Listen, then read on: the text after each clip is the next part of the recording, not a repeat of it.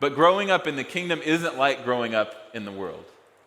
Rather than learning to do more and more on our own, growing up in our relationship with God means growing into increasing dependence on God. It means learning to think of yourself as God's dependent, as his kid, trusting him for everything, no matter how old you get. When his disciples were itching for greatness, Jesus could have written a top 10 list of ways to be great. He could have written the world's greatest sermon, but instead, he illustrated his point pretty simply. He invited a little child to come, and the child came.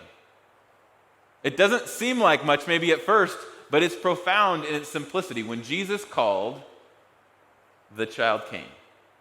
He didn't ask what for.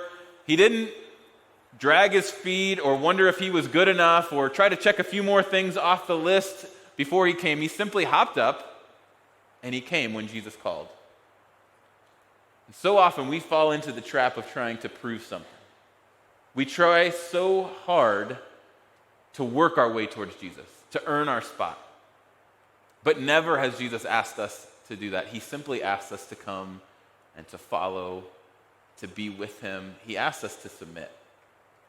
Jesus knows our tendency, and the tendency of the disciples is to work for control and to jockey for position, to try to prove our worth, right? That's human nature, and that's why he explicitly said that we'll need to change.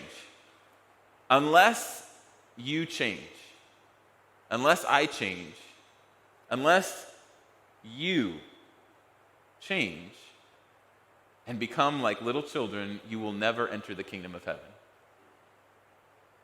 They wanted to know who would be greatest. But Jesus said not only to be the greatest, but even to enter the kingdom of heaven, you must be like this humble little child.